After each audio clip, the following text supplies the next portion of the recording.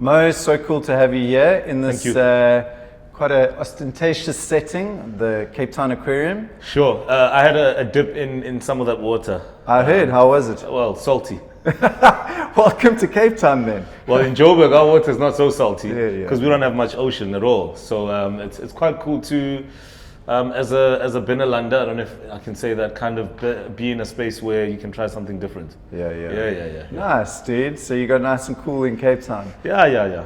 Oh man, congrats on all the success. Thank you. And what's been going on in your career. It's been amazing to watch and just seeing the trajectory just continue up and up.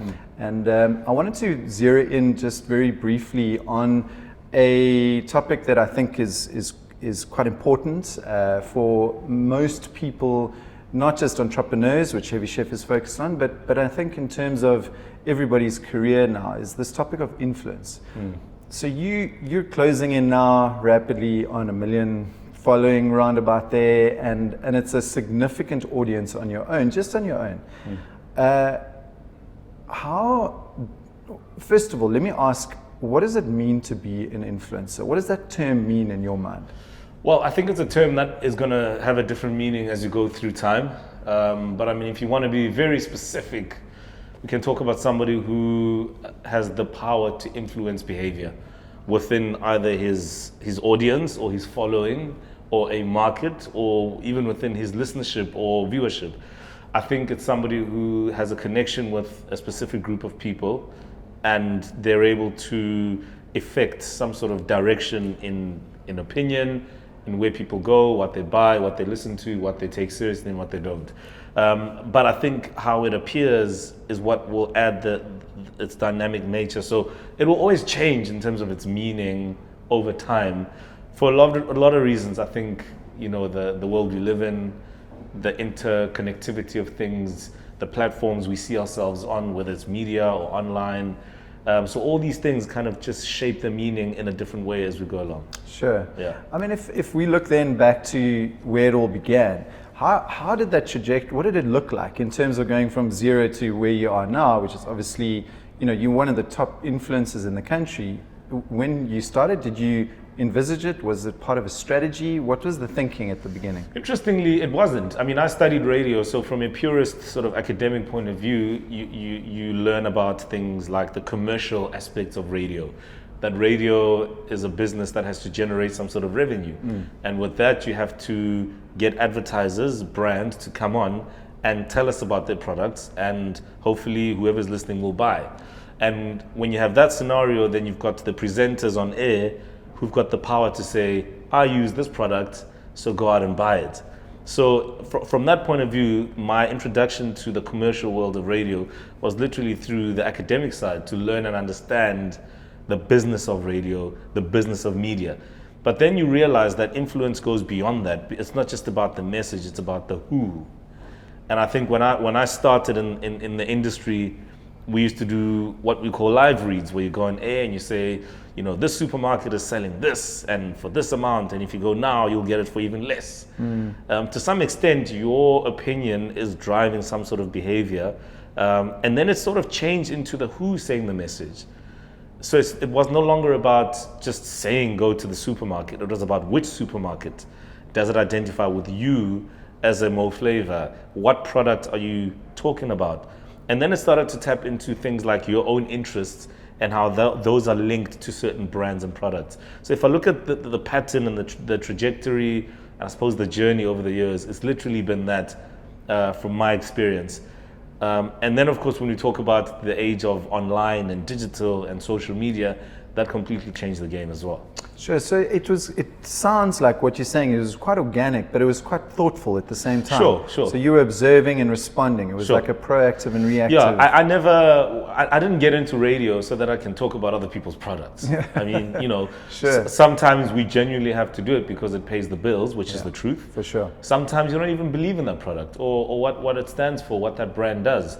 But because you have a contract with a radio station, you have to sort of, do what you need to do. And I think the influencer idea kind of gives more power to personalities in that you don't always have to sign up for things that you don't believe in. And we'll touch on that as well as we have a conversation.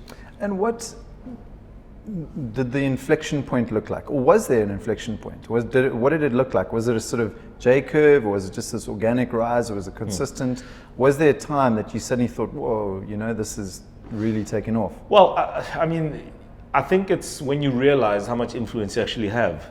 So I started at Y, which is a massive youth station in Gauteng, with a fantastic history of great celebrities across the country, South African and from other parts of the continent.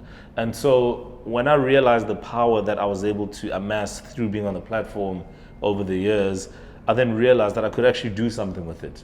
That what I say matters to someone out there.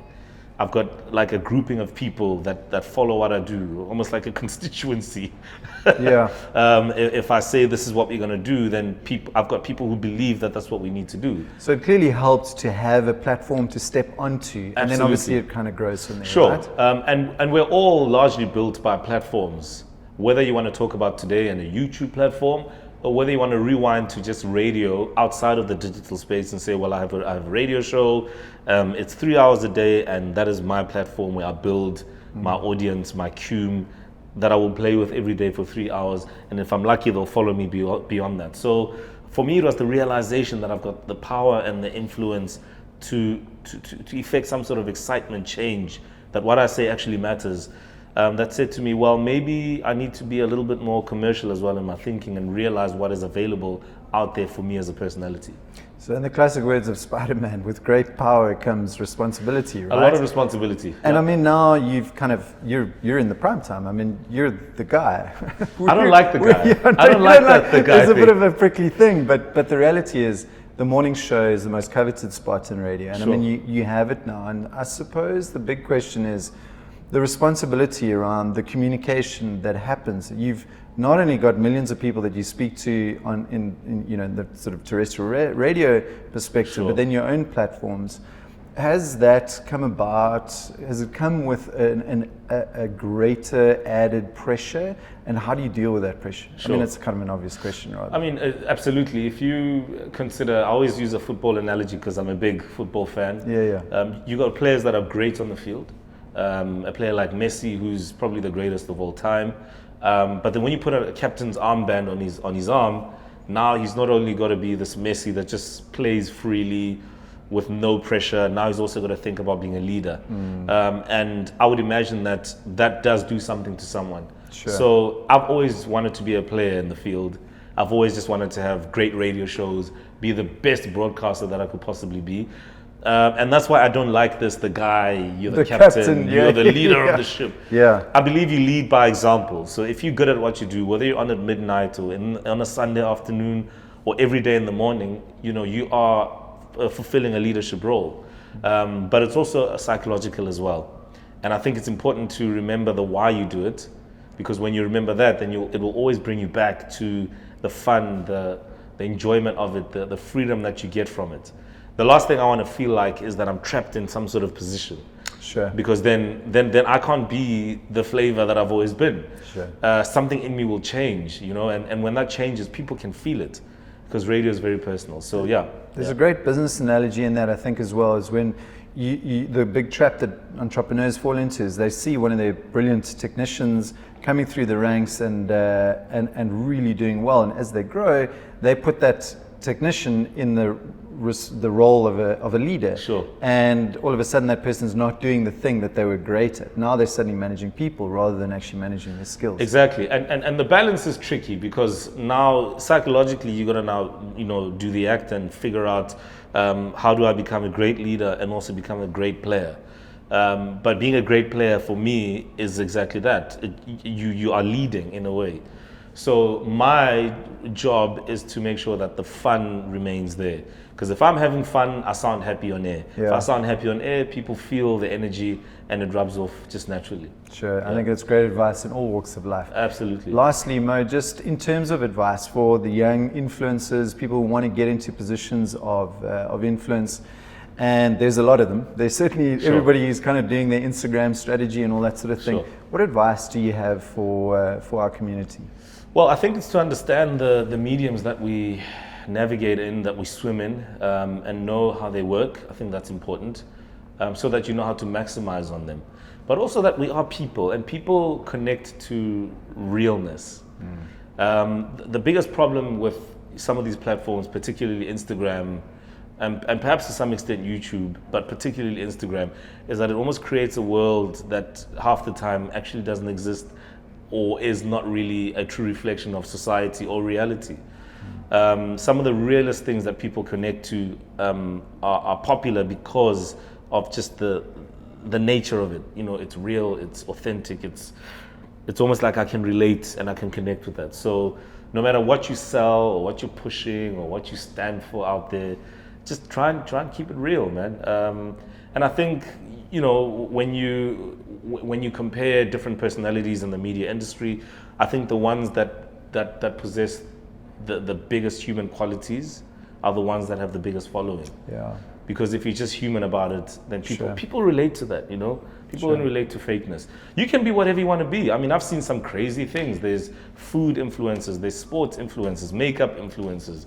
I mean, music and sneaker influencers. I mean, you could be an influencer of almost anything. So that creates infinite possibilities. But within that, I think we need the realness, man. If you're real with people, then people recognize real. Sure, and I think that message of authenticity comes across strongly in the work that you do. Yeah, I mean, I just, you know, it's interesting because I think radio has almost trained me to remember that real is everything. It's tricky with radio because you're confined within a space where you have to perform by certain rules, you have to abide by certain codes of conduct. So in that realness, you still need to polish yourself up. Yeah, it's a balance, right? It's a balance. So there's things you can't say in the morning because kids are listening and they're on their way to school and they're gonna ask, so when he says ass, like what does he mean? Is he talking about the animal or is he talking about, you know what I mean? You're in a safe place. You can say ass if you want to. Exactly. So it's all these sensitivities that can stifle realness. But sometimes it's not about the words, but it's about the pictures and the essence of what you're saying that comes across as real. Yeah. Sure, and that's a tricky balance, right? So Sure. you've got the framework, but within that framework of the rules and Sure. whatnot, you still got to have fun, right? Yeah, you got to have fun. And that's the thing. But we are professionals, and I think experience gives you more confidence in doing what you do. Sure. So I do what I do with a lot of confidence through trial and error and obviously gaining a lot of knowledge to be able to navigate through the space. Yeah. Nice. Well, it's been a lot of fun chatting to you today in front of our salty friends. Yeah, I hope they learned something. It's nice to have a school of fish behind us. You're schooling them. Long may your success continue. Thank you. Thanks, Thank you so Mo. much.